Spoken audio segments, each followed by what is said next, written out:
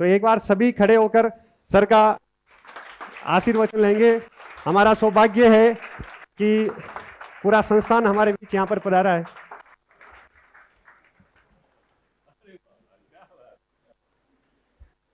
सफा हो तैयार, सफा दूसरा वाला लेके सर प्लीज।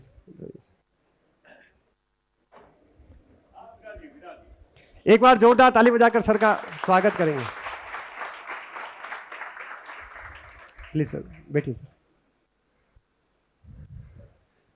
एक सेकेंड, थोड़ी सी मैं बात शुरू करूंगा मेरे कॉलेज लाइफ की।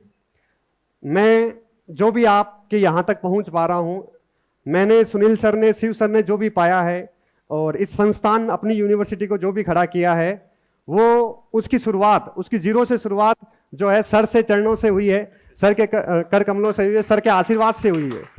क्योंकि एकमात्र राजस्थान में उस दौरान ऐसा कॉलेज था जो कि वाइब्रेंट मोड में था, केवल डिग्री नहीं बांट रहा था, वो ये सिखा रहा था कि आप गांव से आते हैं तो आपको बोलना कैसे है, आप गांव से आते हैं तो आपको एक्सप्रेस अपने आप को कैसे करना है, अपने आप को खोलना कैसे है।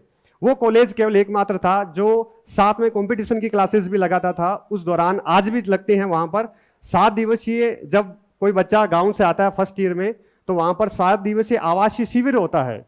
उस शिविर में आपको पीडी, जिसको हम कहते हैं पर्सनली डेवलपमेंट की क्लासेस लगती है। उसका इंटरव्यू में जब हम जब इंटरव्यू देने तक पहुंच जाते हैं, उसकी वैल्यू तब पता होती है। जब मैं इंटरव्यू दे रहा था तब मुझे वो एहसास हो रहा था कि मेरे कॉलेज के दिन याद आ रहे थे, जहां पर खड़े करके हमारी पूरी टीम होती थी। 7-7 लोगों की टीम केवल पीडी के लिए सर ने रख रखी थी, पर्सनली डेवलपमेंट का जो वीक होता था। तो उसमें खड़े करके हमें बुलाया जाता था कि बोलो, आप पुश किया जाता था कि बोलो, आपको बोलना ही है, कुछ नहीं आ रहा तो आगे जाके डांस करो, कुछ भी करो, अपने आप को एक्सप्रेस करो। ये एक खोलने का तरीका होता कि विद्यार्थी गांव से आता है, कैसी पृष्ठभूमि से आता है और कैसे वो शहरी जो स्टूडेंट होते हैं उनके साथ कंपीट कर पाता है, वो वहां से हमने सीखा। और हर गतिविधि, हर एक्टिविटी में हम पार्टिसिपेट करते थे। आज भी सुनील सर के घर पे जाएंगे, मेरे घर पे आएंगे तो परिष्कार के ऐसे एक पूरा वो अलमारी बनी हुई है और परिष्कार के सारे मोमेंटोज लगे हुए हैं। हर एक्टिविटीज में सुनील सर का हमारा नाम होता था कि कहीं फर्स्ट, कहीं सेकंड, कहीं फर्स्ट। डिबेट हम वहां पर करवाते थे और बहुत बड़ा मंच है वहां पर। सर एक बड़ा कार्यक्रम जो अपना आजादी, जिसको कहते हैं आजादी का पूरा अपना बहुत लंबा चौड़ा, जिसमें पूरी कॉलेज को, कि कोई भी गांव का विद्यार्थी आ रहा है तो वो सारा उसमें पार्टिसिपेट करे। पूरी कॉलेज वहां पार्टिसिपेट करती थी, पूरी कॉलेज के मतलब 2-2 हजार, 1500 विद्यार्थियों को पार्टिसिपेट करवाकर सबका अपना अपना एक योगदान होता था। वो योगदान वहां पर वो जाके अपने आप को एक्सप्रेस करते थे, अपनी भावनाओं को एक्सप्रेस करते थे और उसमें पार्टिसिपेट करते थे। ऐसे बहुत सारे बड़े बड़े नाटक। और उस समय आप सब ने, मैंने बताया भी कई बार, 2011 का बड़ा आंदोलन चला था, अन्ना हजारे का आंदोलन। पूरे भारत में ऐसे लग रहा था कि हम 1947 में आ गए हैं, आजादी की लड़ाई लड़ रहे हैं भ्रष्टाचार के खिलाफ। तो उस आंदोलन में सर के नेतृत्व में पूरे कॉलेज को वहां ले जाना, और ये सारी जो गतिविधियां होती है, ये समाज से जोड़ती है, ये आपको खोलती है, आपके नजरिए को बदलती है, आपके पूर्वाग्रह को दूर करती है। तो ये जो सारी चीजें हैं वो यहां से सीख कर हम आगे बढ़े हैं। तो मैं और सुनील सर, हम जो भी हैं वो परिष्कार की वजह से हैं। सर से हमेशा मोटिवेशन मिलता है, इतने ऊर्जावान हमेशा रहते हैं इस उम्र में भी। अभी आरके सर आए थे, मैंने बताया कि जैसे बोल रहे थे कि राघव सर तो मेरे भी गुरु हैं, है ना। सर ने कहा कि मेरे गुरु के गुरु हैं। तो यहाँ पर पूरे इस अपनी यूनिवर्सिटी परिवार आपका सर हार्दिक स्वागत और अभिनंदन करता है। सर अपने आप में एक इंस्टीट्यूट है, ये कोई व्यक्ति नहीं है, तो पूरा एक संस्थान है जो हमारे सामने विराजमान है। इनके अनुभवों से हम लाभान्वित होंगे। तो बिना किसी औपचारिकता के मैं माइक सर को देता हूं। एक बार पुनः जोरदार आप ताली बजाकर सर का स्वागत करेंगे। ये हमारा सौभाग्य है कि सर ने हमारी रिक्वेस्ट एक्सेप्ट की। बहुत ज्यादा व्यस्तता होती है। कल परसों में मिलने गया था तो कोची यूनिवर्सिटी के कोई सर अभी ग्रीन हाइड्रोजन में काम कर रहे हैं, इनोवेटिव काम कर रहे हैं इस एज में। ग्रीन हाइड्रोजन में कोई भी कॉलेज, ग्रीन हाइड्रोजन एनर्जी, इस पे कोई भी कॉलेज काम नहीं कर रही है। कोची की कोई टीम आई हुई थी, उनके साथ सर बैठे थे और चर्चा कर रहे थे कि और क्या इनोवेटिव किया जा सकता है, फर्स्ट ईयर सेकेंड ईयर के विद्यार्थियों को कैसे स्किल की तरफ ले जाया जा सकता है। तो वो सारी चीजें सर अभी भी यहाँ पर कर रहे हैं। तो यहाँ पर मैं निवेदन करूंगा, सर प्लीज इधर आइए। और सुनील सर और सर हमारे हिंदी के एसोसिएट प्रोफेसर केसी सैनी सर, मैं निवेदन करूंगा आप सर का साफा पहनाकर और माल्यार्पण कर स्वागत करें। सर इधर आ जाइए प्लीज।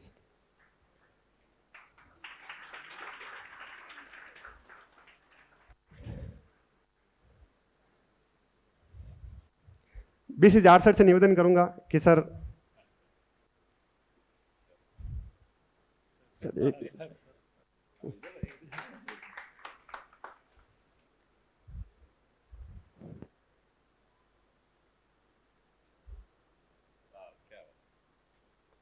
पहले मुझे डर लग रहा था कि सर समय निकाल पाएंगे या नहीं निकाल पाएंगे, इतनी व्यस्तता रहती है।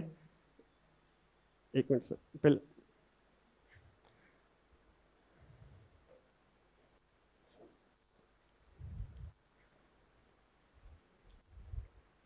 सर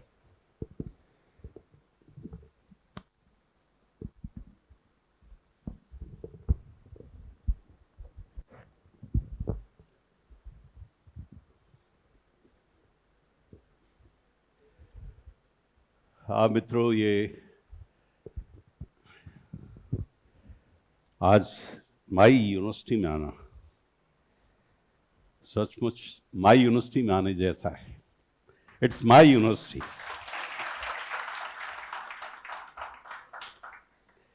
ये दोनों बहुत तेजस्वी प्यारे बच्चे और आज इतनी मेहनत के साथ यहाँ पहुँचेंगे, ये बहुत बड़ा एक शिक्षक के लिए, एक शिष्य का इतना आगे बढ़ना, अपने ही खून का, अपने ही दिमाग का, अपनी चेतना का, अपनी समझ का आगे बढ़ना, उसको और अधिक विकसित करना, इसका जश्न है ये माई यूनिवर्सिटी। तो मैं आज इस जश्न में शरीक होने के लिए आया हूँ। मेरे बहुत पुराने मित्र हैं यहाँ पर, डॉक्टर BL जाट साहब। इन्होंने परिष्कार कोचिंग इंस्टीट्यूट में बहुत पहले ज्योग्राफी नेट की क्लासेज ली, इसलिए मेरे पुराने सहयोगी हैं। आज यहाँ पर सौभाग्य से आज उपस्थित हैं। मैं आपके प्रति अपना सम्मान व्यक्त करता हूँ जाट साहब। ये अपने विषय के बहुत संघर्षशील व्यक्ति हैं, बेसिक कॉन्सेप्ट को समझने वाले जाट साहब। ये तब की बात है, मेरे ख्याल से 25 वर्ष पहले की तो बात होगी। तो 25 वर्ष पहले परिष्कार की नेट को, ज्योग्राफी नेट को कंट्रीब्यूट करने में आपका बहुत योगदान है। मेरे अपने विषय के मेरे अपने साथी प्रोफेसर सैनी साहब यहाँ पर हैं, तो मुझे अभी मालूम हुआ कि आप हिंदी के ही हैं, तो बहुत खुशी की बात है, मैं आपका भी करता हूँ। प्यारे बच्चों, आप लोगों ने जिस आस्था के साथ यहाँ पर माई यूनिवर्सिटी को चुना है, मैं सबसे पहले उसके लिए आपको शुभकामनाएं देता हूँ। आप सभी सफल हो, सभी सफल हो।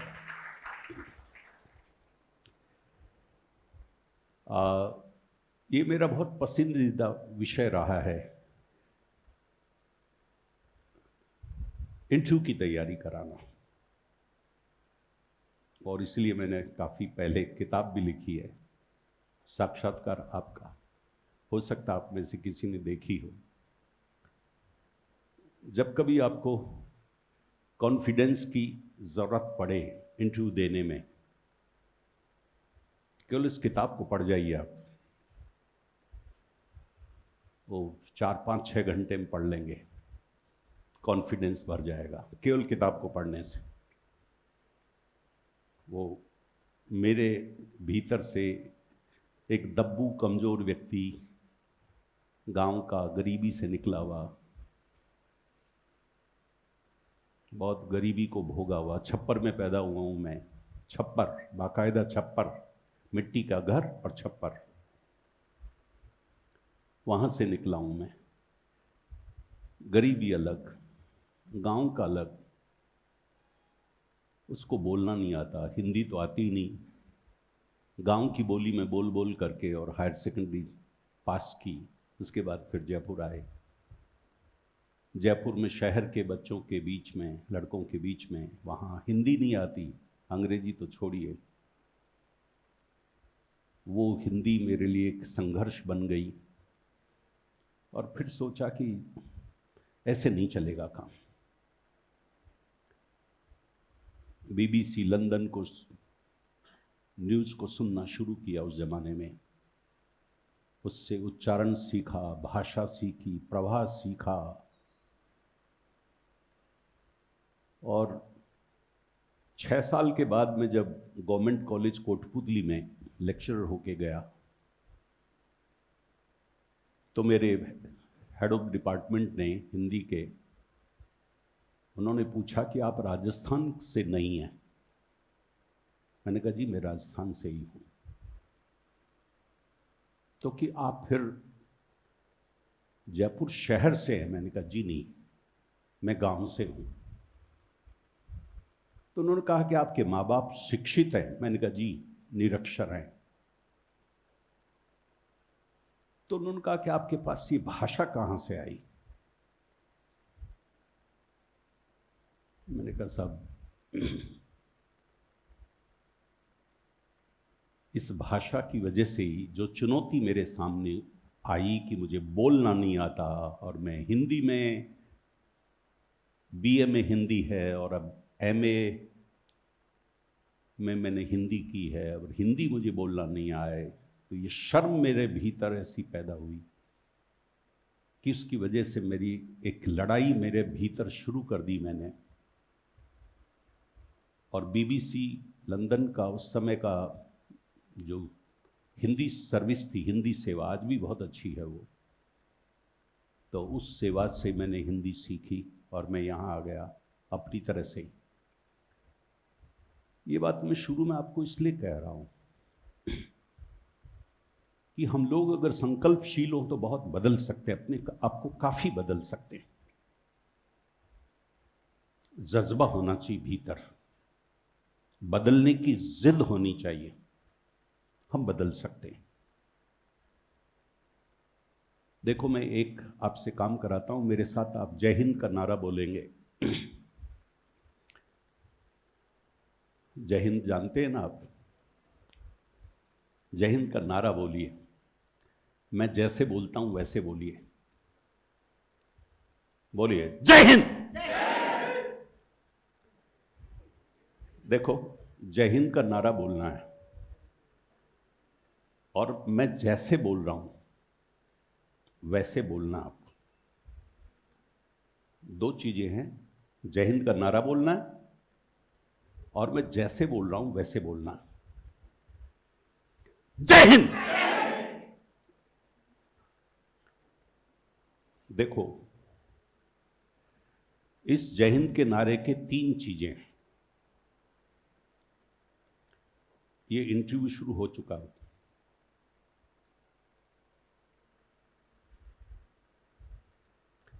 आपसे एक प्रश्न पूछा जाएगा, उस प्रश्न में कुछ शब्द होंगे और उस वाक्य में जो शब्द होंगे उस हर शब्द को ध्यान में रखते हुए आपको उत्तर देना होगा। ये इंटरव्यू है। आपसे एक प्रश्न पूछा जाएगा, प्रश्न वाक्य में होगा और वाक्यों में कुछ शब्द होंगे और आपको हर शब्द को ध्यान में रखते हुए उसका उत्तर देना होगा, क्योंकि उस वाक्य का हर शब्द महत्वपूर्ण है। मेरे 2 वाक्य हैं। आपको जय हिंद बोलना है, पहला वाक्य। दूसरा वाक्य, मैं जैसे बोल रहा हूं वैसे बोलना।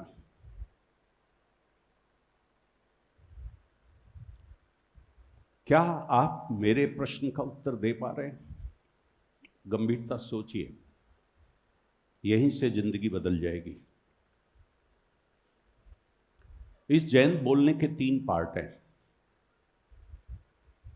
एक पार्ट आपके गले से आवाज निकलनी चाहिए, जय हिंद।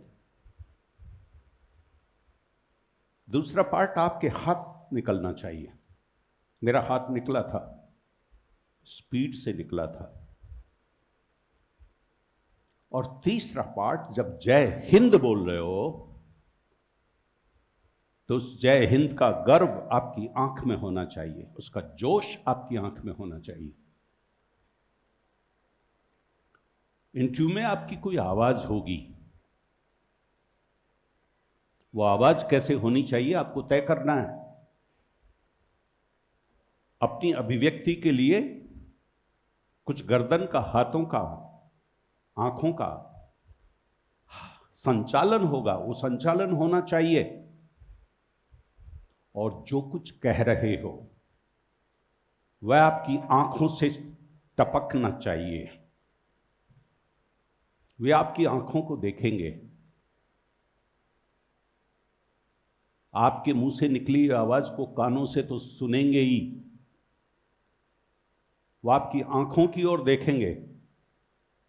कॉन्फिडेंस है या नहीं है? कोई जीवंता है या नहीं इस प्रश्न के उत्तर देने में? ये तीन चीजें उस इंटरव्यू में होंगी। ये तीन बातें जय हिंद नारे में भी है। आप बहुत गंभीरता से, आपने मेरी बात को सुना ही नहीं है, केवल 10% ने सुना है। आपको मेरी तरह जय हिंद बोलना था, क्यों नहीं बोले? क्या आप में दम नहीं है? है। आप अपने आप से नहीं मिल रहे हैं, अपनी ताकत को नहीं पहचान रहे हैं। आपका अपने भीतर जो कमिटमेंट होना चाहिए कि सामने वाला व्यक्ति क्या कह रहा है, इसको मुझे रिस्पॉन्ड करना है, इसका जवाब देना है, वो नहीं है। वो सोया हुआ है, उसको जगाइए। मेरे जय हिंद के 3 तत्व हैं। नंबर 1, मेरे गले से दहाड़ती हुई आवाज है। दूसरा, मेरे हाथों में स्फूर्ति है। ये 76 वर्ष का हाथ है, 76।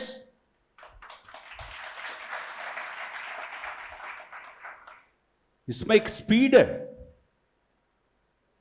आप लोग 25 से 30-35 वर्ष के हाथ वाले लोग हैं, आपसे अपना हाथ नहीं निकलता, स्पीड नहीं है, और जय हिंद का नारा लगा रहे हो, अपने देश की जय होने का नारा लगा रहे हो। वो जय आपकी आंखों से दिखता है या नहीं? वरना फिर जय हिंद बोल क्यों रहे हो अगर हिंद की जय आपकी आंखों से नहीं निकलती? इन 3 चीजों को ध्यान में रख करके फिर से इस नारे को लगाइए। भूल जाइए अपने आप को, आप कौन हैं। जो जितना भूलेगा इंटरव्यू में, उसका इंटरव्यू उतना ही शानदार होगा। और जो अपने आप को याद रखेगा कि मैं सफल होऊंगा कि नहीं, सफल होऊंगा कि नहीं, उसका इंटरव्यू उतना ही खराब होगा। एक रोल मिला है आपको, वो कुछ प्रश्न पूछेंगे, आइए, जितना आता है मैं जवाब दूंगा, नहीं आता है तो ना कर दूंगा, और जो आता है उसका शानदार जवाब देके आऊंगा। ये रोल आपको आज यहां जय हिंद बोलने में भी मिला है। फिर से लगाइए इस नारे को, जय हिंद। शाबाश। आप लोग 80% तक पहुंचे हो, अभी 100% तक नहीं। गले से शानदार आवाज, नसें दिखनी चाहिए। जय हिंद का नारा है, मजाक नहीं है। और आपके पास जितना दम है, जितनी स्फूर्ति है, यह स्फूर्ति हाथ की नहीं है, दिमाग की है।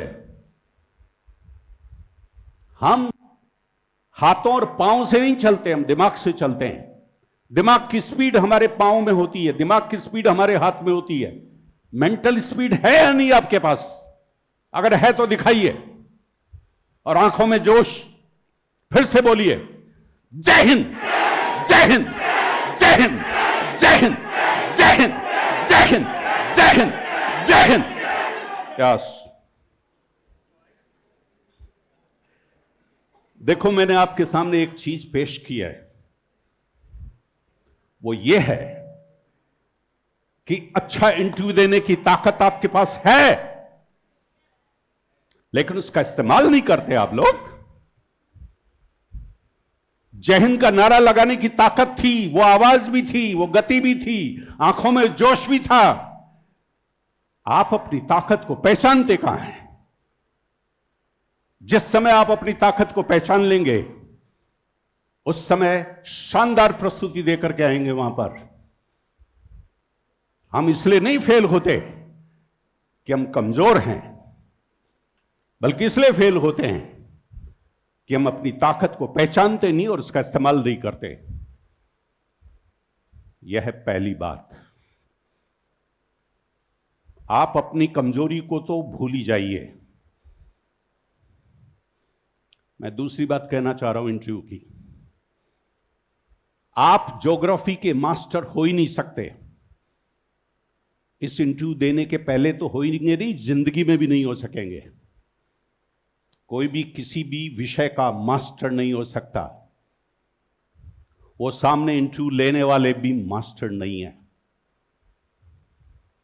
इसलिए सवाल आपको कितना आता है कितना नहीं आता यह है ही नहीं।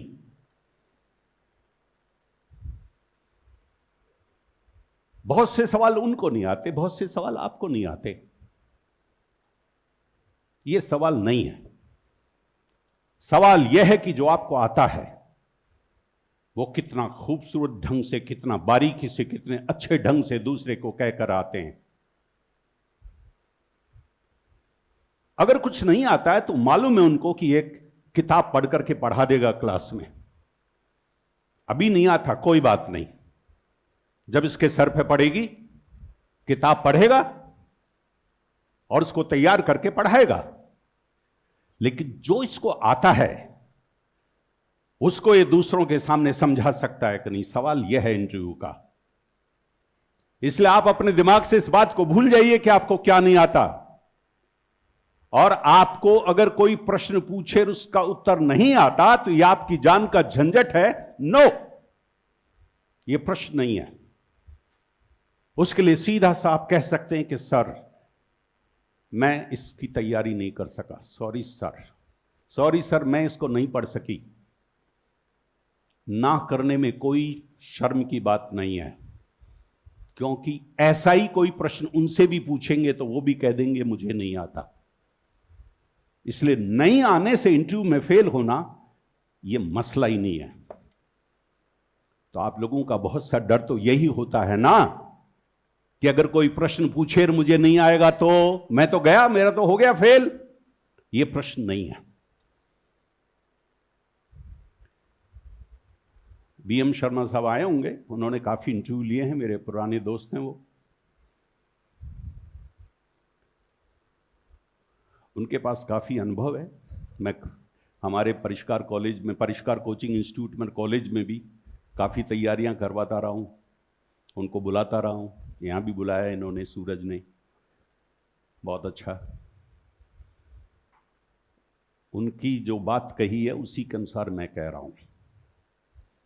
आईएएस में एक बंदे ने, आईएएस 17 प्रश्न पूछे गए शुरू के, 17, और 17 को कहा sorry sir, sorry sir, sorry sir, 17 बार सॉरी। और 18वें प्रश्न का उत्तर देना शुरू किया और उसके बाद वो उत्तर देता रहा और आईएएस बन गया। 17 बार के उत्तर नहीं देने से फेल नहीं हुआ वो। इसलिए हमारे दिमाग में पहली ये जो चीज है कि कोई प्रश्न पूछेंगे क्या क्या पढ़ें, कितना पढ़ें, अपनी ईमानदारी से जितना पढ़ सको उतना पढ़ना, कसर मत छोड़ना, क्योंकि लापरवाही काम नहीं चलती है। लापरवाही मनुष्य को अनैतिक बना देती है। मेहनत कॉन्फिडेंस देती है। मुझे जितना समय मिला और जितना मैं पढ़ सकता था, पढ़ सकती थी, उतना मैंने किया। बस आप यही कर सकते हो, इससे ज्यादा नहीं कर सकते।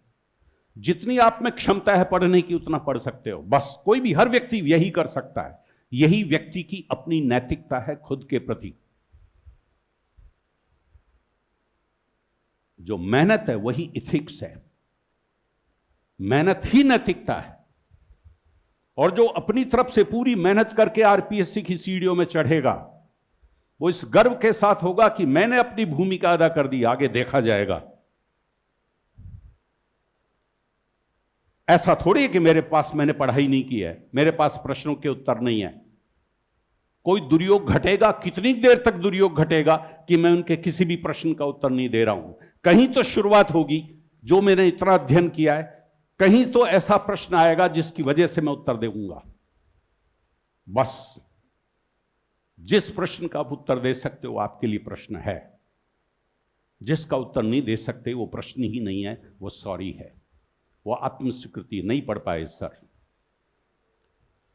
वो इस बात को टेस्ट करना चाहते हैं कि जो चीज आती है आपको, उसकी गहराई कितनी है, उसका विस्तार कितना है, उसको कितने अच्छे ढंग से किसी को समझा सकते हो।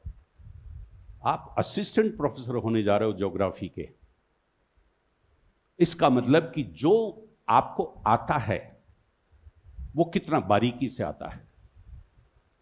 तो पहला तो ये डर छोड़ दीजिए कि ये नहीं आता, उसके आधार पर आपका रिजेक्शन होने वाला है। नो, आपका रिजेक्शन इस बात पे आता है कि जो आता है वो कहीं बहुत कमजोर तो नहीं है, वो इफेक्टिव है या नहीं है। बस तैयारी वहीं करनी है। आप जय हिंद का नारा कैसे लगाते हो, सब कुछ आपके पास है, और फिर आप अपने साथ नहीं खड़े होते। जिंदगी को चालू बना रखा है, जय हिंद जय हिंद जय हिंद। क्यों भाई, ये चालूपना क्यों है आप में? आप किसी चीज के प्रति गंभीर क्यों नहीं है? अगला कोई व्यक्ति प्रश्न पूछ रहा है, गंभीरता से जवाब दीजिए। उसकी छोटी से छोटी बारीकी की चीज को सामने रख दीजिए। 3-4 प्रश्नों के ऐसे उत्तर देंगे और आप कन्विंस कर देंगे कि मैं इस बंदे को अपनी चीज को समझाना आता है। बस इसको जो नहीं आता वो तो पढ़ लेगा ये, लेकिन जिसको आता है उसको ये कैसे पढ़ाएगा। ये टेस्ट हो चुका आपका सब्जेक्ट का। सब्जेक्ट में आता है तभी तो आप इंटरव्यू के लिए बुलाए जा रहे हैं। अब तो सिर्फ ये देखना है आपका कि आपको जो आता है वो कैसा आता है और उसको दूसरे को समझा सकते हो कि नहीं। यह है इंपॉर्टेंट बात। यह आत्मा है इंटरव्यू की। इंटरव्यू की आत्मा कंटेंट नहीं है, प्रस्तुति है। उस प्रस्तुति में बराबर एक खोज रखो कि किस प्रश्न का उत्तर, अब यह प्रश्न मेरे लिए आ गया, फेवरेबल है, अब मैं इस प्रश्न को बहुत अच्छी तरह से स्पष्ट करता हूं और इनको कन्विंस करता हूं कि जी हां, मुझे कोई भी विषय पढ़ाने की जरूरत पड़ी कॉलेज में, मैं पढ़ा दूंगा। यह जिम्मेदारी आपके पास होनी चाहिए। देखो इसमें बात क्या आती है, अगली बात, वो जो प्रश्न पूछे जाते हैं वो प्रश्न नहीं होते। हम उनको प्रश्न समझ लेते हैं ना, वे प्रश्न नहीं है। वे आपको परखे जाने के माध्यम हैं। उनके उत्तर उनको मालूम है, इसलिए आपने क्या प्रश्न दिया ये इंपॉर्टेंट नहीं है। इंपॉर्टेंट यह है कि आपने क्या उत्तर दिया। पहली बात, आपने उत्तर नहीं दिया। दूसरी बात, आपने गलत उत्तर दिया। तीसरी बात, आपने सही उत्तर दिया। जो नहीं उत्तर दिया उसको छोड़िए, उससे आपका रिजेक्शन हरगिज नहीं होगा। आपने गलत उत्तर देंगे ऐसा बहुत कम होगा, या तो उत्तर आएगा ही नहीं आपको। गलत उत्तर बहुत कम होगा। लेकिन मात कहां खाएंगे हम मात वहां खाएंगे जिसका उत्तर हमको आता है, लेकिन उस उत्तर के माध्यम से हमने हमारे दिमाग की ताकत को उन तक नहीं पहुंचाया। वे 20-22 मिनट में यह परखना चाहते हैं, उनका संकट यह है बेचारों का कि यार ये पढ़ा देगा कि नहीं, ये कॉलेज में क्लास में बच्चों को पढ़ा देगा कि नहीं। अगर उनको लग गया कि ये पढ़ा देगा, ओके सेलेक्ट करो। उनके सामने आपके सिलेक्शन का भारी संकट है, वो जानते नहीं आपको। उनके पास 20-22 मिनट है, 20-22 मिनट में क्या परखें वो अब आपको, वो बहुत कम समय है और उनको जल्दी फैसला करना है 20-22 मिनट में क्या आप पढ़ा सकते हो या नहीं पढ़ा सकते हो। उनके पास तो विकल्प है कि अगर तुम अच्छी तरह से नहीं समझा के गए तो जो अच्छी तरह से समझा के जाएगा उसको चुन लेंगे वो। आपके पास क्या विकल्प है? आपके पास कोई विकल्प नहीं है। एक ही विकल्प है कि जो प्रश्न आपको आता है उसको अच्छी तरह से समझाओ। इसका मतलब प्रश्न का उत्तर देने से काम नहीं चलेगा। उस प्रश्न के उत्तर की शुरुआत करते करते आप धीरे धीरे और ज्यादा उसको विस्तार करते जाइए, देखते जाइए, वो सुनते जाएंगे आपको। और सुन करके आप बता दीजिए कि आप में ज्योग्राफी की अवधारणा है। अगर आप किसी प्रश्न के उत्तर को किसी कॉन्सेप्ट से जोड़ सकते हैं तो जोड़िए, बता दीजिए। इसका मतलब ज्योग्राफिकल कॉन्सेप्ट आपको आता है। अगर उसके और बहुत से कोई एग्जाम्पल्स हैं तो बता दीजिए, अगर वो आता है आपके पास। इसका मतलब सोचिए कि इस प्रश्न के उत्तर के माध्यम से मैं अपने मेरे दिमाग का कितना परिचय इनको दे सकता हूं। प्रश्न का उत्तर नहीं देना है, क्योंकि वो प्रश्न का उत्तर आपसे नहीं चाहते। वो उस प्रश्न के माध्यम से आपके दिमाग की ताकत को परखना चाहते हैं। तो फिर हमको उस प्रश्न के उत्तर के माध्यम से अपने दिमाग की ताकत को बताना है। समझिए इंटरव्यू क्या है। इंटरव्यू प्रश्न का उत्तर नहीं देना है, वह माध्यम है, प्रश्न माध्यम है। उस एक प्रश्न आपके सामने फेंका, अब उसका आप पर क्या रिएक्शन है, तो एक डिजाइन कीजिए कि इस प्रश्न के उत्तर, ये मेरा एरिया है, मुझे आता है इसका उत्तर, मैंने इस पर अध्ययन किया है, इसलिए इस एरिया में मैं इस उत्तर को ऐसे ऐसे बुनूं ताकि मैं अपने दिमाग की अधिकतम क्षमताओं का परिचय दे दूं। वे आपकी क्षमताओं से परिचित होना चाहते हैं। आप उस प्रश्न के माध्यम से अपनी क्षमताओं का परिचय दीजिए। यह इंटरव्यू देने का मूल कौशल। इसलिए दो बातें हुई। एक बात, अगर प्रश्न का उत्तर नहीं आता है तो चिंता मत कीजिए, उसके आधार पर रिजेक्शन नहीं होगा। रिजेक्शन यह होगा, इस आधार पर होगा कि जिस चीज का उत्तर दिया उससे वो संतुष्ट नहीं हो पाए कि आप इसका उत्तर बच्चों को अच्छी तरह से समझा सकते हैं कि नहीं समझा सकते हैं। आप वहां पर मात खाएंगे। इसलिए प्रश्न के उत्तर नहीं आने के डर से मुक्त हो जाइए और जिस प्रश्न का उत्तर आता है उसकी डिजाइनिंग कीजिए कि इसके माध्यम से उत्तर देते हुए, जैसे उनका प्रश्न एक माध्यम है आपके दिमाग को जानने का, वैसे ही आपके लिए वो उत्तर है अपने दिमाग को उन तक पहुंचाने का। ये आपकी जिम्मेदारी है कि आप कितना जानते हैं, ये उनको बता दें। वे आपको नहीं जानते, लेकिन आप तो अपने आप को जानते हैं ना। वे नहीं जानते आप क्या पढ़ करके आए हैं, आप तो जानते हैं ना। इसलिए जिस प्रश्न के उत्तर को आप अच्छी तरह से दे सकते हैं उसका भरपूर उपयोग कीजिए, क्योंकि आपको मालूम है कि इसका उत्तर मेरे अपने अध्ययन के अनुसार है। इसलिए उन प्रश्नों की चिंता कीजिए जो आपके अध्ययन के लिए हैं, और वो मात मत खाइए जैसे मात आपने जय हिंद के नारे बोलने में खाई है। जिस चीज को कर सकते थे उसको अपनी पूरी ऊर्जा के साथ, पूरी ताकत के साथ क्यों नहीं किया? फिर जब अगले व्यक्ति ने कहा था कि जैसा मैं बोलता हूं वैसा नारा लगाना, क्यों नहीं लगाया आपने? कोई मरापन है, कोई सुस्ती आपके भीतर, कोई सिंसियरिटी नहीं है। दूसरा कुछ कह रहा है, उसको आप गौर से नहीं सुन रहे, उसको सम्मान नहीं दे रहे। क्यों नहीं दे रहे आप? कितना समझाना पड़ा मुझे आपको कि देखो जय हिंद मैं कैसे बोल रहा हूं, तब जाकर के आप लोग जय हिंद के नारे पे आए। इसका मतलब यह है कि जो भी प्रश्न पूछे उसको गंभीरता सुनिए, उसके हर शब्द को ध्यान से सुनिए उस शब्द के माध्यम से, उस वाक्य के माध्यम से आप अपने दिमाग की ताकत को क्या क्या बता सकते हैं, उसका परिचय दीजिए। अगर 4-5 ऐसे गंभीर सवाल जिसके माध्यम से आप अपनी ज्योग्राफिकल सेंस को, इसको जरूर ध्यान रखिएगा, वो ज्योग्राफी के प्रोफेसर्स हैं, इसलिए ज्योग्राफिकल सेंस को ज्योग्राफिकल टर्म्स में, ज्योग्राफिकल टर्मिनोलॉजी में, ज्योग्राफिकल कॉन्सेप्ट्स के साथ, लेमैन की तरह नहीं। ये जो चालू किताबें पढ़ करके चालू ढंग से प्रश्नों का उत्तर देते हैं, उससे काम नहीं चलेगा।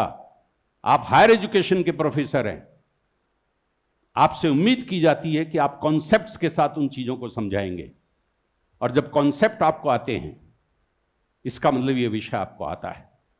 बराबर कोशिश कीजिए कि इस फैक्चुअल उत्तर का मैं कॉन्सेप्चुअल रिलेशन क्या दे सकता हूं। फैक्चुअल का उत्तर फैक्चुअल देना है तो फिर ठीक है। ट्रंप आप सोचिए कितना उसका दिमाग ज्योग्राफिकल है, वो तो सारा ज्योग्राफी में सोच रहा है,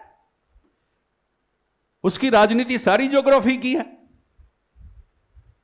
उसका पनामा नहर पे ध्यान है। अब अगर आप पनामा, अब ये है, आप पनामा के बारे में, अगर उसकी हिस्ट्री के बारे में पता नहीं है, आपको ज्योग्राफी के बारे में पता नहीं है, तो फिर आप ज्योग्राफी नहीं जानते। इसका मतलब अगर आप आइसलैंड को अच्छी तरह से नहीं पढ़ के गए और उसमें और उसमें क्या क्या है, आइसलैंड में कौन कौन से खनिज है और क्यों नजर है अमेरिका की, ट्रंप की आइसलैंड पे क्यों नजर है, ट्रंप की कनाडा पे क्यों नजर है, सारे ज्योग्राफिकल इश्यूज हैं। वो क्या डील कर रहा है यूक्रेन के साथ, ज्योग्राफी डील कर रहा है। वो कौन से खनिज चाह रहा है, वही खनिज क्यों चाह रहा है, ये ज्योग्राफिकल डील है। सारी राजनीति तो ज्योग्राफी से चल रही है। कौन कौन सी ज्योग्राफी पिछले 8-10 वर्षों में उभर रही है कंट्री में और दुनिया में। अगर आप उस ज्योग्राफी पे आपका कंसंट्रेशन नहीं है तो आप ज्योग्राफी के स्टूडेंट कैसे हैं, आपको पता होना चाहिए। तो इसलिए ग्रीनलैंड की स्टडी कीजिए आप अवेयर हैं तो किन किन कौन कौन से खनिज उसमें हैं संभावित, उसका ध्यान होना चाहिए। तो सारी ज्योग्राफी थोड़ी पढ़ सकते हैं आप, असंभव है। आप इस समय कौन सी ज्योग्राफी चर्चा में है उस पर खास तौर से कोशिश कीजिए। वो अगर आप बता देंगे तो इसका मतलब अवेयर्ड आदमी है, बात खत्म। 3, 4, 5 प्रश्न के सही उत्तर देने हैं आपको। 10 छोटे छोटे ऑब्जेक्टिव टाइप प्रश्नों के उत्तर नहीं आते हैं, कोई बात नहीं, लेकिन 4-5 अच्छे कॉन्सेप्चुअल क्वेश्चंस के माध्यम से आपने सही उत्तर दे दिया, आपका सिलेक्शन है। जो ऑब्जेक्टिव टाइप क्वेश्चंस हैं वो तो बेचारे पिद्दे से छोटे छोटे से हैं, वो तो मेमोरी बेस्ड हैं। मानव मस्तिष्क की सबसे नीचे की जो ताकत है वो है उसकी मेमोरी, स्मृति। उस स्मृति में कुछ नहीं रखा। वो तो अगर आपको याद है, आपने पढ़ लिया तो जवाब दे देंगे। जो सबसे जो आगे है स्मृति, आप लोग तो बीएड भी होंगे, कौन कौन है बीएड आप में से? कई लोग। बेंजामिन ब्लूम का नाम सुना होगा, वो बहुत बड़ा मनोवैज्ञानिक है, शिक्षा मनोवैज्ञानिक है। सबसे लेवल है मेमोरी वाले प्रश्नों का उत्तर नहीं आता, फॉरगेट, कोई बात नहीं। मेमोरी से ऊपर है अंडरस्टैंडिंग, अंडरस्टैंडिंग से ऊपर है एप्लीकेशन, एप्लीकेशन से ऊपर है एनालिसिस, एनालिसिस से ऊपर है सिंथेसिस, सिंथेसिस से ऊपर है क्रिएटिविटी। मानव मस्तिष्क की ये रेखाएं हैं। अगर मेमोरी बेस्ड कोई क्वेश्चंस के आपको उत्तर नहीं आते, कोई बात नहीं है, नहीं पढ़ा होगा। लेकिन दूसरा अंडरस्टैंडिंग वाला तो मामला समझ में आना चाहिए कि आपकी अंडरस्टैंडिंग है कि नहीं किसी कॉन्सेप्ट की। तीसरा है एप्लीकेशन, उस अंडरस्टैंडिंग को दूसरी किसी चीज पे लागू करके आप देख सकते हैं या नहीं, वो एप्लीकेशन है। उसके बाद में एनालिसिस, आजकल की इन स्थितियों का विश्लेषण कर सकते हैं कि नहीं। अगर भारत में मॉनसून की स्थिति में परिवर्तन आ रहा है, कोई एनालिसिस है या नहीं यार आपके पास? अगर ज्योग्राफी के व्यक्ति के पास एनालिसिस नहीं है कि मानसून की प्रवृत्तियों में परिवर्तन क्यों आ रहा है, तो फिर आप ज्योग्राफी के स्टूडेंट कैसे हुए हो? ये कौन बताएगा? हिस्ट्री वाला बताएगा? इकोनॉमिक्स वाला बताएगा? एल निनो का इफेक्ट अब कैसे चेंज हो रहे हैं, दूसरी चीजें कितनी डिस्टर्ब कर रही हैं, ये कौन बताएगा? आप नहीं बताएंगे। तो केवल एल निनो के आधार पर आप ज्योग्राफी बताते रहेंगे, वर्षा बताते रहेंगे, भारत के मानसून को समझाते रहेंगे? नो, उसके कितने इंटरफेरेंसेज हैं। अगर उसकी एनालिसिस नहीं करोगे, आप कैसे साबित करोगे कि आप एक समझदार ज्योग्राफर हैं? जब कभी कोई ऐसा प्रश्न आए, ध्यान से सुनिए, जब कभी कोई ऐसा प्रश्न आए जिसमें एनालिसिस की गुंजाइश हो, बराबर उस फिराक में रखिए, बस अब आ गया मेरा मौका, अब मैं इसके माध्यम से मैं अपने पूरे ज्योग्राफिकल माइंड को इसके सामने बता करके चला जाता हूं। उस मौके की तलाश में रहिए, उस प्रश्न के मौके की तलाश में रहिए जिसके माध्यम से आप एनालिसिस कर सकते हैं। एक प्रश्न आपको सिलेक्शन करवा देगा, एक प्रश्न, इसको कितना आता है, इसको इसने क्या शानदार ढंग से एक्सप्लेन किया है, और क्या चाहिए, और क्या चाहिए, एक्सप्लेन तो कर दिया है, ये व्याख्याता के लायक सिलेक्शन होने लायक है ये। इसलिए उस प्रश्न की फिराक में रहिए, बिल्कुल हंटिंग मूड में, शिकारी के मूड में आ जा, ये प्रश्न आ गया, और इस प्रश्न को अब मैं ऐसे ऐसे खिला खिला करके, फुला फुला करके, सारी मेरा जितना ज्योग्राफिकल साइंस है अभी इनके सामने रखता हूं। वो तो सुनना चाहेंगे, उनके पास में प्रश्नों का टोटा है, वो तो जो प्रश्न पूछ रहे हैं उसके माध्यम से बाबा मुझे बता के आ जा कि तू असिस्टेंट प्रोफेसर बनने लायक है। मैंने तो एक प्रश्न पूछ लिया, अब तेरी जिम्मेदारी है बताने की काबिलियत मेरे में है। इसलिए इस प्रश्न की तलाश में आप रहिए, डिफेंसिव मत रहिए कि यार मैं ज्यादा बोल जाऊंगा तो खतरा हो जाएगा, ये बोलूंगा ये हो जाएगा। No, nothing. ये आ गया प्रश्न, और उस प्रश्न पे खुल करके अपनी बात करके आइए। 2 प्रश्नों के उत्तर दे देंगे, सिलेक्शन हो जाएगा। 1 प्रश्न का उत्तर दे देंगे तो सिलेक्शन हो जाएगा। आपके पास जो ताकत है उसका इस्तेमाल करने की आपकी रणनीति होनी चाहिए, और उस ताकत को आप ही जानते हो, वो नहीं जानता, वरना वो फिर दूसरे प्रश्न पर चला जाएगा, फिर वो आपको नहीं आता वो प्रश्न। अरे जो प्रश्न आता था उसके लिए पर्याप्त समय क्यों नहीं लिया, पर्याप्त अवसर का उपयोग क्यों नहीं किया, उसमें आपने अपने दिमाग की उस ताकत को क्यों नहीं बताया आपने? ये आपकी जिम्मेदारी है। इसलिए उस जिम्मेदारी का उपयोग कीजिए। स्ट्रेटेजी है इंटरव्यू देना, एक टेक्निक है, अपने आप को उस कम समय में सबसे ज्यादा उनके सामने पेश करना आपकी जिम्मेदारी है, उनकी जिम्मेदारी नहीं है। वो बेचारे बहुत घाटे में हैं, वो आपके बारे में जानते नहीं हैं। आप बहुत फायदे में हैं क्योंकि आप अपने बारे में सबसे ज्यादा जानते हैं। लेकिन अगर आप में वो स्ट्रेटेजी है कि आप अपने आप में सबसे ज्यादा बता सकते हैं, उस सही प्रश्न के माध्यम से उसको जरूर बता के आइए।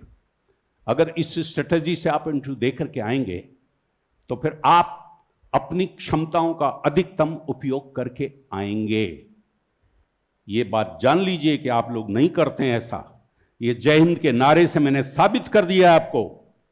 आपकी वीकनेस ये नहीं है कि आप अच्छी परफॉर्मेंस नहीं दे सकते, आपकी वीकनेस ये है कि आप अपनी अच्छी परफॉर्मेंस देने के टेक्निक्स को नहीं जानते, उसके प्रति उतनी गंभीरता नहीं देते, जितनी परफॉर्मेंस अच्छी देनी चाहिए उसके प्रति आप जागरूक नहीं हैं। अगर आप इन दृष्टियों से आप लोग अच्छा काम करके आएंगे तो मैं सोचता हूं कि आपका इंटरव्यू बहुत शानदार होगा। आप सुबह से बैठे हुए हैं, मैं तो बस इतनी बात कहने के लिए आपके सामने आया हूं। Thank you very much.